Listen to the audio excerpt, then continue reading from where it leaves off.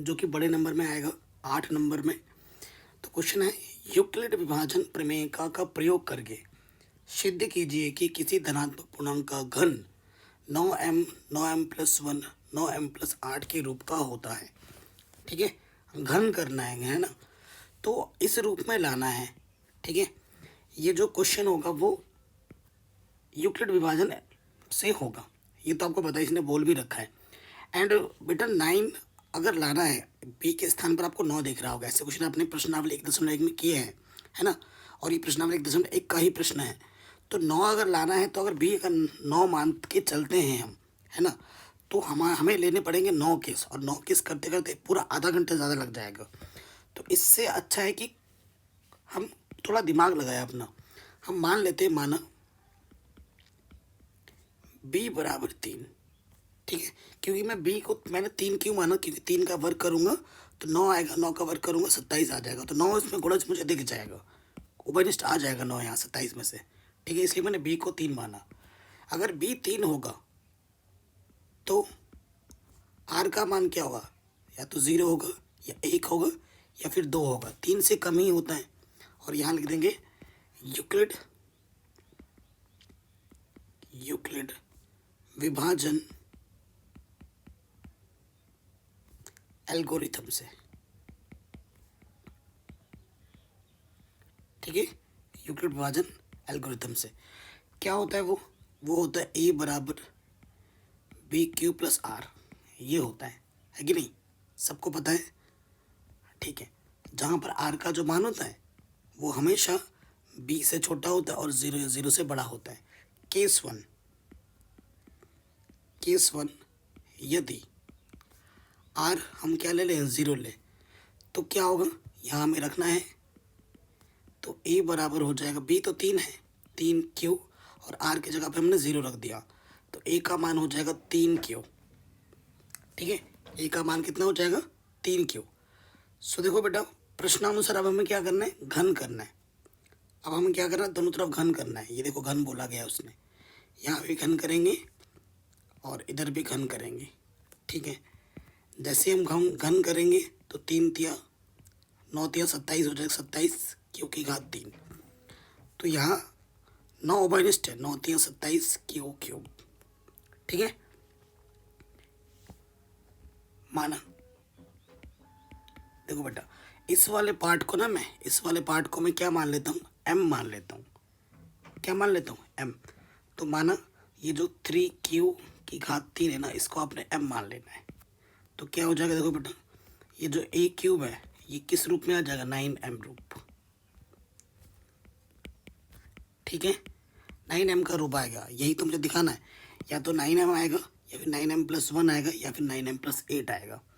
तो पहले केस 0 लेके ये बात बन गई। 8 नंबर में आएगा तो थोड़ा तो हल करना ही पड़ेगा ना, 8 नंबर कम नहीं होते।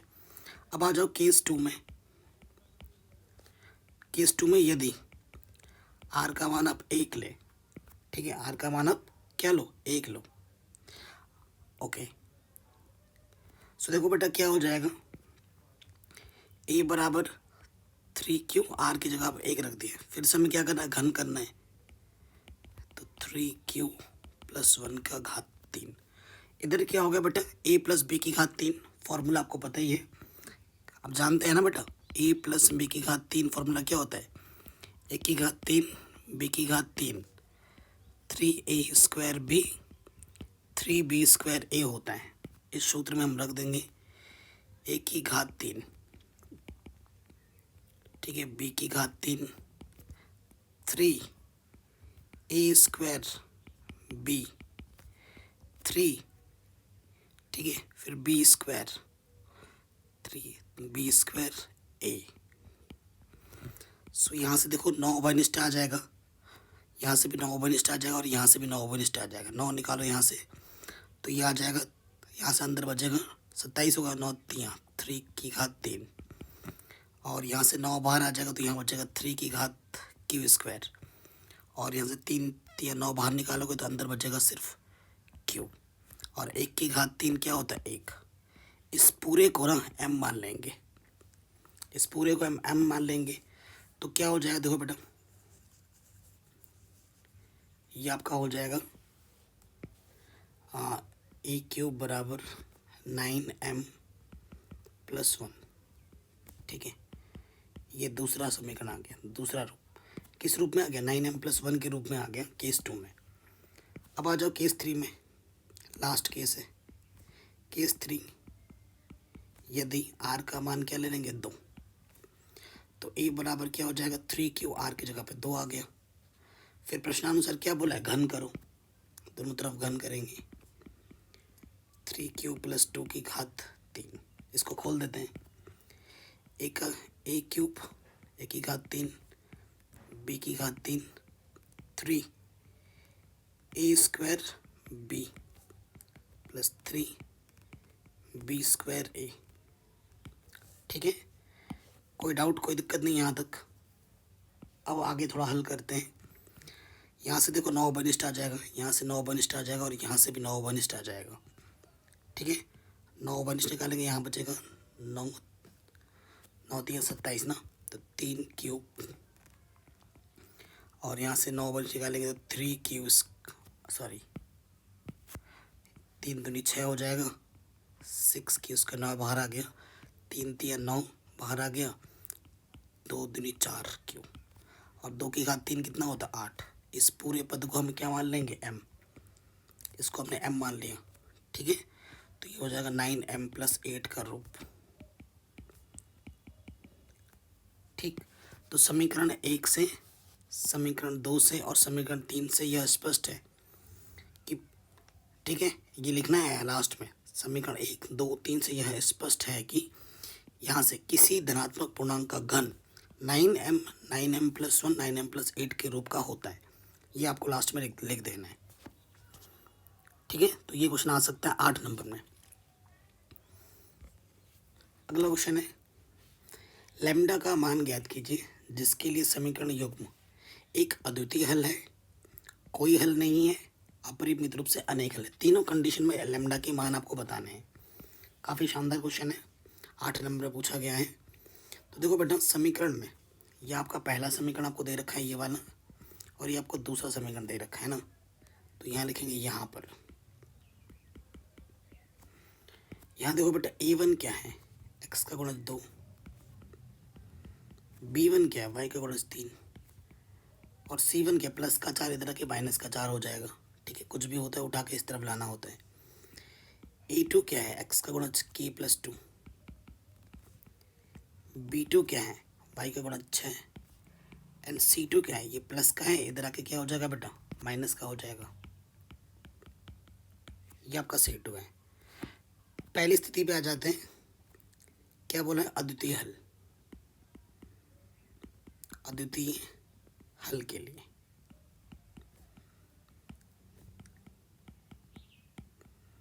ठीक है, अद्वितीय हल के लिए क्या होता है कि a1/a2 बराबर नहीं होता है b1/b2 के। मान रखेंगे, a1 बट्टे में क्या है बेटा? a2,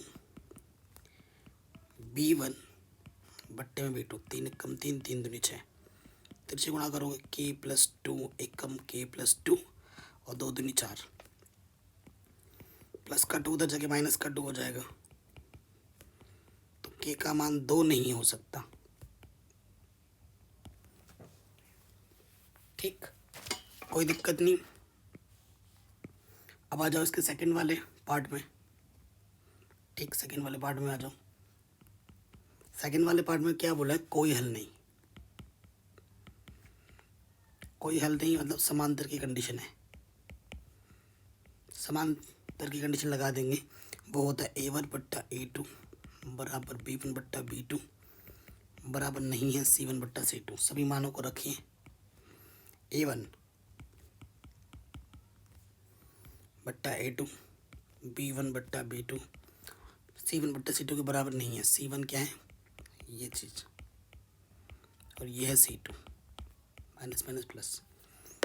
ठीक है, स्टार्टिंग के 2 बराबर ये लेते हैं, ये दोनों को आपस में बराबर ले लो।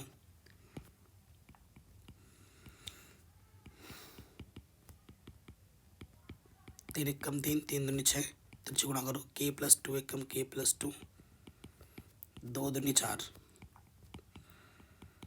तो प्लस का 2 इधर आके माइनस का हो जाएगा, तो के का मान कितना आ जाएगा, 2 आ जाएगा। ठीक, कोई दिक्कत नहीं होगी, आराम से बन गया। अब आ जाओ उसके थर्ड वाले पार्ट में। ठीक है, थर्ड वाले पार्ट में सॉल्व करते हैं। अब थर्ड वाले पार्ट में बोला गया है अनेक हल।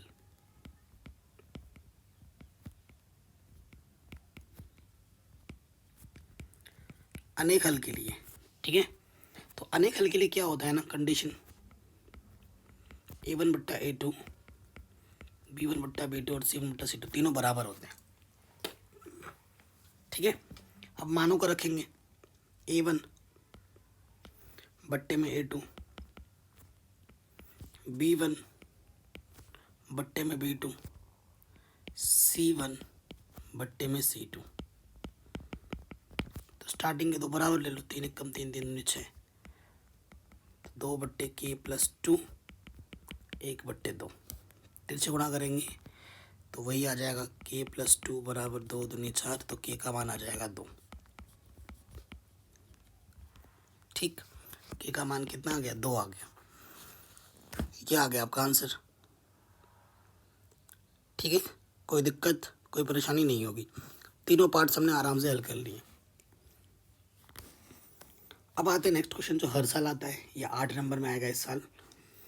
कह रहे एक रेलगाड़ी एक समान चाल से 360 किलोमीटर की दूरी तय करती है। यदि यह चाल 5 किलोमीटर प्रति घंटा अधिक होती है तो उसी यात्रा में 1 घंटे समय कम लेती है। रेलगाड़ी की चाल ज्ञात कीजिए। ठीक है, तो सोल्यूशन पे आ जाएंगे। देखो बेटा, ये हमारा एक रास्ता है, जर्नी है, और ये हमारी रेलगाड़ी चुक चुक चुक करके चल रही है इसमें। ठीक है, इस रास्ते पर तो मान लेते हैं कि जो एक समान चाल है ना, माना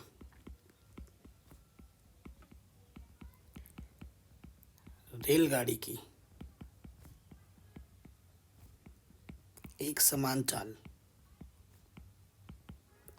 वो हम मान लेते हैं x किलोमीटर प्रति घंटा, ये हमने अपने से मान लिया। ठीक है, अब आप जानते हो समय बराबर क्या होता है, समय बराबर होता है दूरी बट्टे चाल,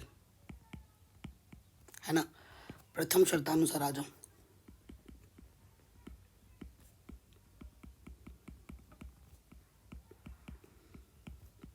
प्रथम शर्त में क्या बोला गया है, एक रेलगाड़ी एक समान चाल से 360 किलोमीटर की दूरी तय करती है। ठीक है, तो जो समय है T1, ठीक है, जो दूरी हमें दे रखा है 360 और एक समान चाल है x, ये पहली वाली टाइमिंग है जब नॉर्मल सम, है ना। अब आ जाओ द्वितीय शर्तानुसार।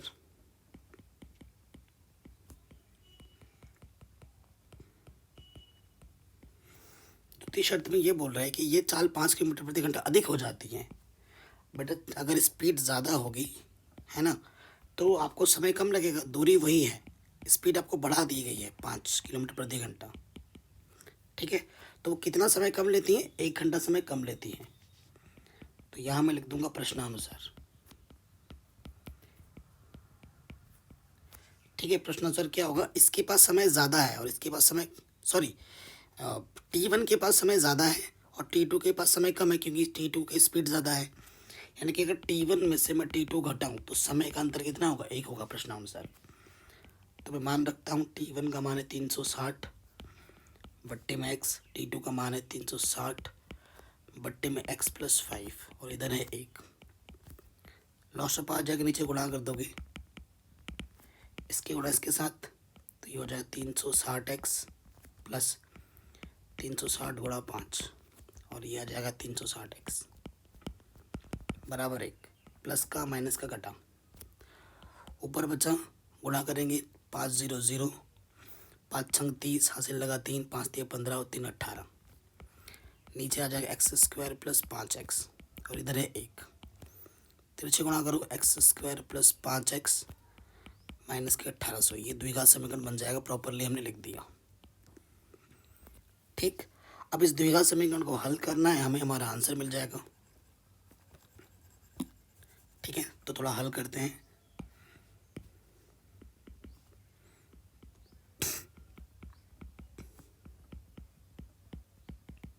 ठीक है, ये द्विघात समीकरण है। देखो एक्स का गुणज कुछ नहीं तो एक है, इस संख्या की इससे गुणा होती, कक्षा 9 से ही पढ़ रहे हो।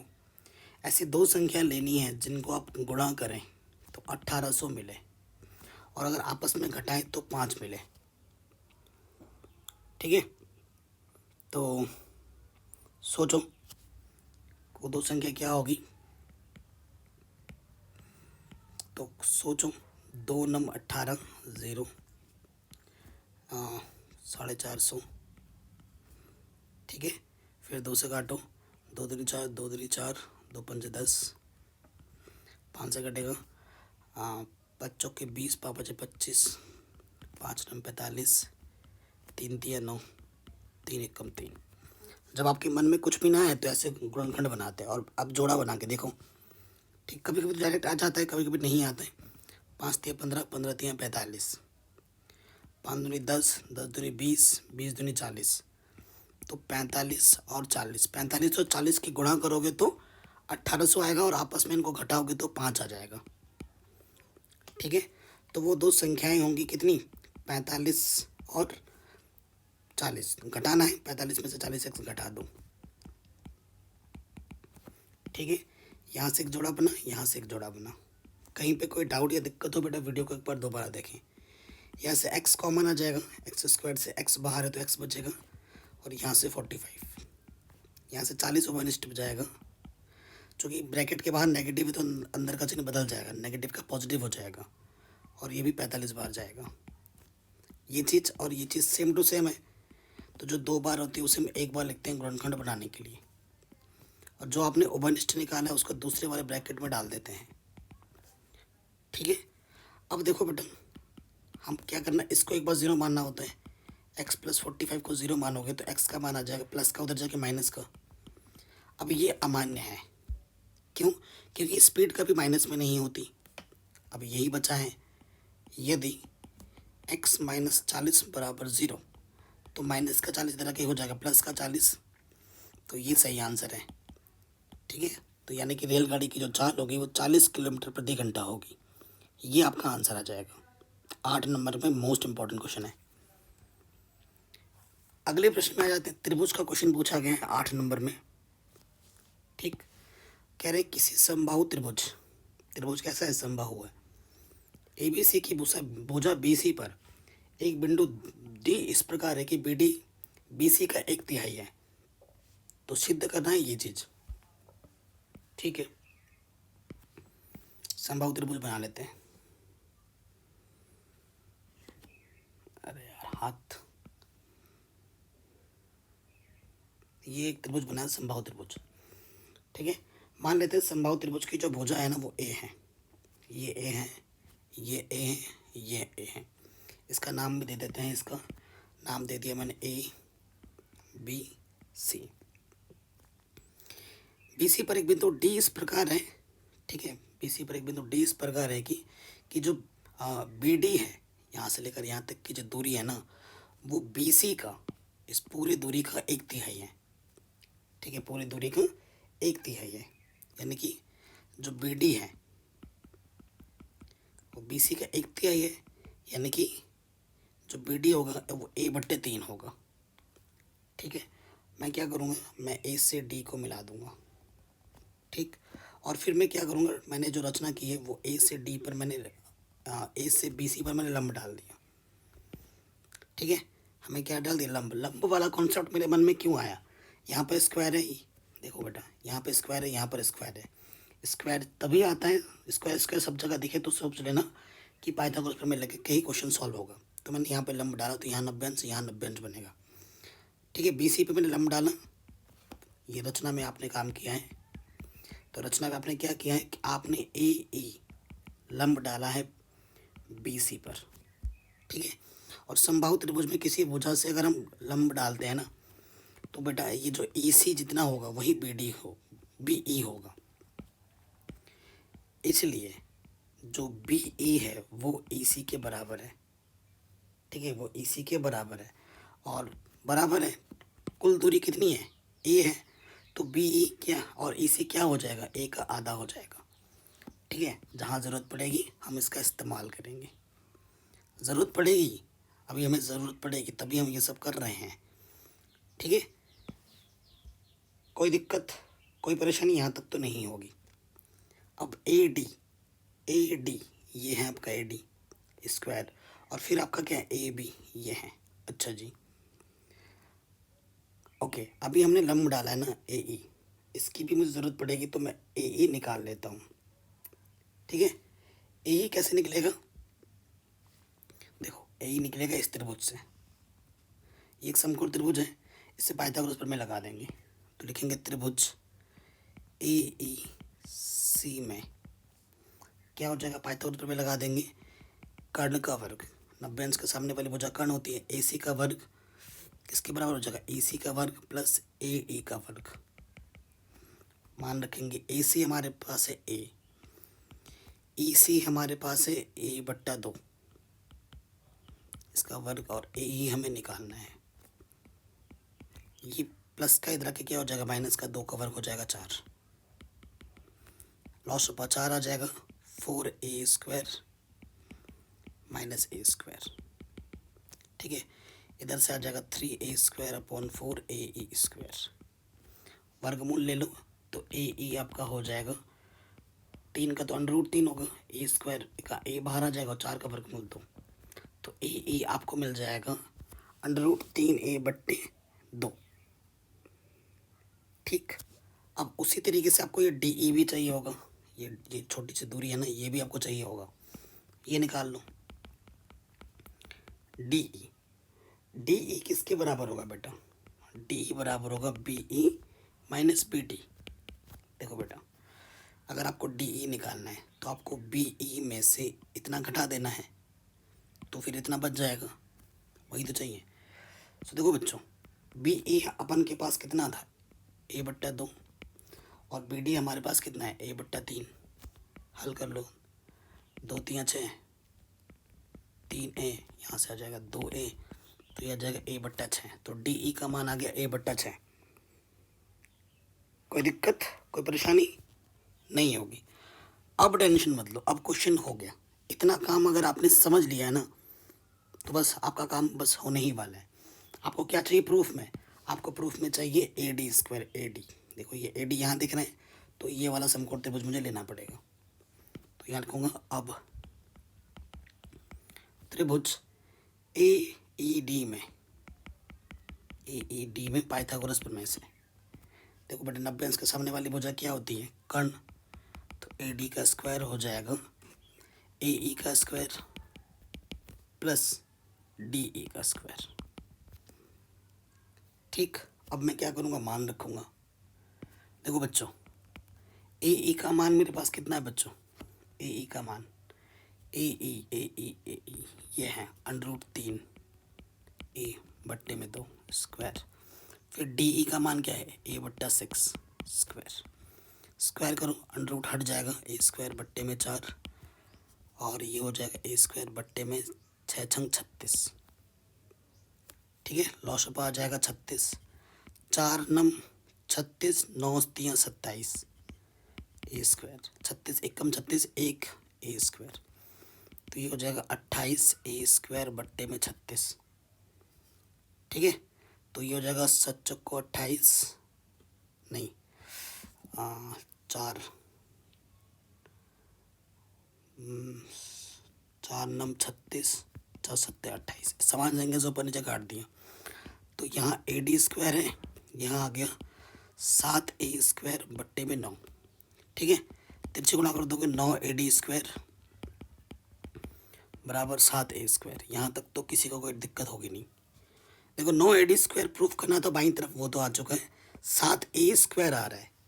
अब ये वाला पार्ट मैं इधर करता हूँ, जगह नहीं है ना, यहाँ कर रहा हूँ। देखो बेटा 9a स्क्वायर आया है, कोई दिक्कत नहीं है, एंड 7, देखो सारी भुजा हमारी ए है, ठीक है ना, और समबाहु त्रिभुज में ए बी बराबर बी सी बराबर सी ए होता है, तीनों भुजा बराबर होती हैं, और तीनों भुजा का मान हमने ए माना है, तो मैं ए की जगह पर क्या रख सकता हूँ, ए बी, ज़रूरत के हिसाब से। स्क्वायर है तो स्क्वायर लगा दिया, और यही हमें प्रूफ करना था, हैंस प्रूव्ड। ठीक है, ये चारों क्वेश्चन 8 नंबर के दृष्टिकोण से, बड़े नंबर के दृष्टिकोण से बहुत ही ज़्यादा इंपॉर्टेंट है, तो इसको तो कर ही लेना। ठीक है, जय हिंद।